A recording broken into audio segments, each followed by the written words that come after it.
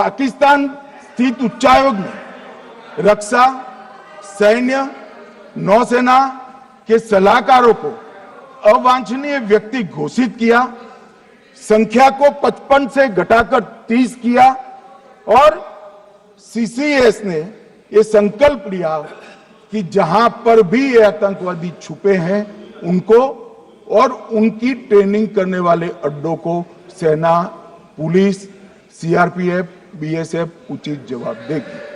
मान्यवर, जिस तारीख को ये हुआ उसी दिन ये निर्णय हो चुका। मान्यवर, इसके बाद में कल गोगाई जी कहते थे मोदी जी 24 को पहलगाम जाने की जगह बिहार गए। सुनो यार, मान्यवर, मोदी जी जब ये पहलगाम घटना हुई यहां नहीं थे, विदेश में थे। आने के बाद तुरंत सीसीएस बैठक की और मोदी जी जिस दिन बिहार गए उस दिन पहलगाम में कुछ नहीं, कोई नहीं था, सिर्फ राहुल गांधी थे। सारे लोग चले गए थे, सारे लोग वहां से अपने अपने ठिकाने पर चले गए थे। मगर इन्होंने एक बात कही, उस पर मेरी आपत्ति है मान्यवर। उन्होंने कहा 24 अप्रैल को चुनावी भाषण किया। मान्यवर, देश का नेतृत्व करने वाले देश के प्रधानमंत्री की फर्ज होती है कि देश की संप्रभुता पर, देश के नागरिकों पर अगर ऐसा जघन्य हमला होता है तो जनता की भावनाओं के अनुरूप जवाब देना चाहिए। मान्यवर, मैं आज आपकी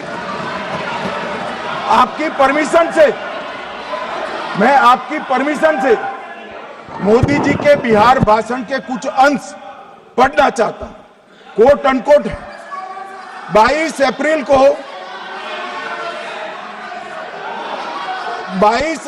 को पहलगाम का यह हमला केवल निहत्थे पर्यटकों पर नहीं बल्कि पूरे भारत की आत्मा पर एक दुस्साहसपूर्ण प्रहार है। आतंकवाद के प्रति दृढ़ और कड़ा रुख, आतंकियों और इसके हमले की साजिश रखने वालों की कल्पना से भी बढ़कर उनको सजा दी जाए। मान्यवर, महत्वपूर्ण है आतंकियों और इसकी साजिश रचने वाले दोनों को। आतंकियों की बची खुची जमीन भी मिट्टी में मिलाने का समय आ गया है।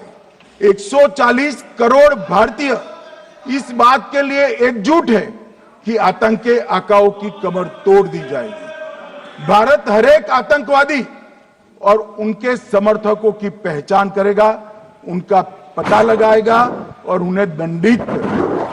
आतंकवाद कभी भी भारत की आत्मा नहीं तोड़ पाएगा। न्याय सुनिश्चित करने का मैं हर संभव प्रयास करूंगा। अनकोट। अब इसमें किसी को चुनावी भाषण दिखाई पड़ता है तो उसकी समझ शक्ति पर बहुत सारे सवालिया निशान लग जाते हैं।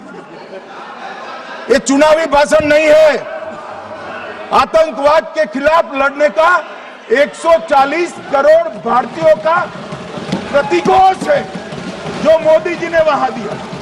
इनको चुनावी भाषण दिखाई पड़ता है। जैसे चश्मे होते हैं ऐसी ही दृष्टि होती है। मान्यवर, इसके बाद 30 अप्रैल को